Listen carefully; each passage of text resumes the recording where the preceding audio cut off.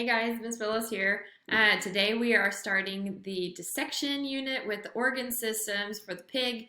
And so today we're starting off with anatomical reference. So being able to say whether something is behind another structure, next to another structure, to the right, to the left, whether it's more central, things like that. So these are called anatomical reference.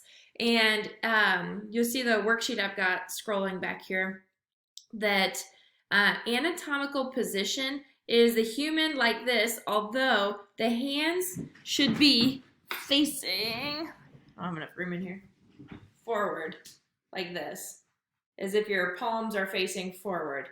Your toes will be facing forward, and that will be anatomical position. So, starting off here with superior. You've heard of a person being your superior, like your coach or your teacher, or like for me, Mr. Brannigan is my superior, right? He's the person above me. And so that term gets used the same here. So superior means above.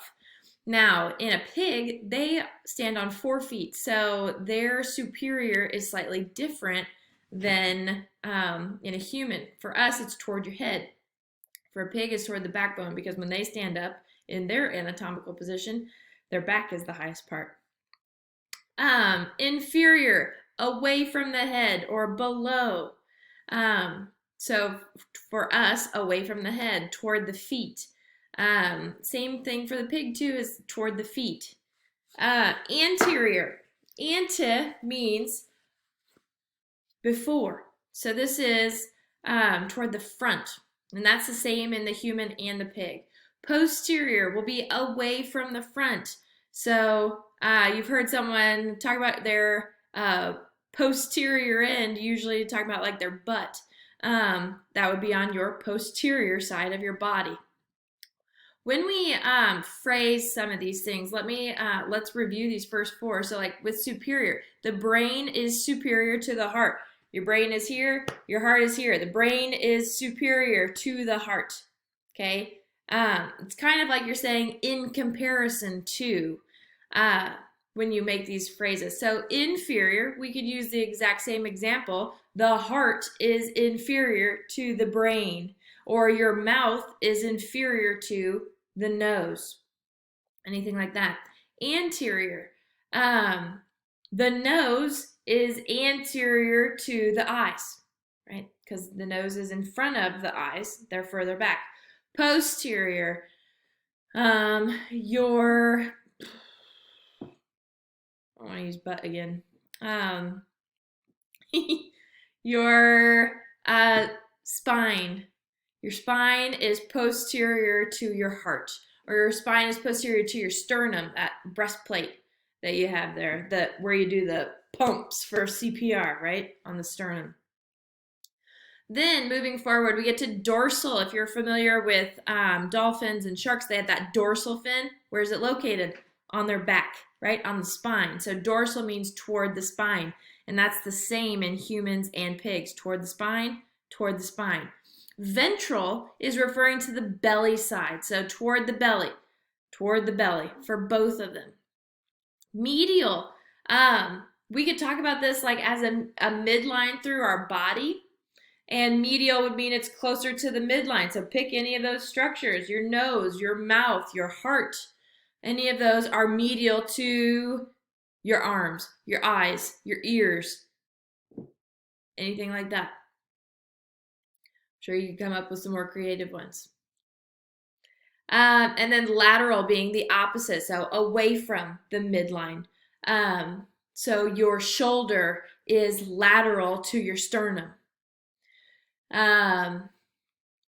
You've done exercises in gym or in sports where they're lateral exercises where you move side to side, you jump your feet side to side, things like that. These next 2 terms, proximal and distal, think about the words. Proximal kind of sounds like the word approximately or close to, right? So this is meaning toward the trunk, toward the main square of your body, right? Between your shoulders, between your hips. This is your trunk. I'm not, here, this area, can't back up far enough in here. This area is your trunk. And so your arms and your legs are attached to them, right? Your appendages are attached to the trunk. So proximal means close to the trunk. So of these options, your shoulders and your hips are the most proximal parts on your arms or legs. So, but we can compare otherwise. Need a camera that's further away. But let me move this way. The elbow is proximal to the wrist.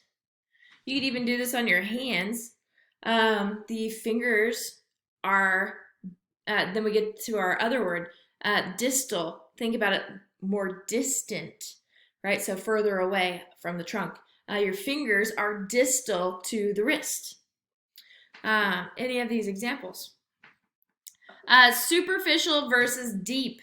Superficial means toward the outside, toward the surface. And your skin is the most superficial part of your body. So the skin is superficial to the muscle. The muscle is superficial to the bone. Can't really get any deeper than the bone other than talking about like the bone marrow within there. And then going the opposite way, something is deep, right? The bones are deep to the skin. So that's a matter of talking about like within the body.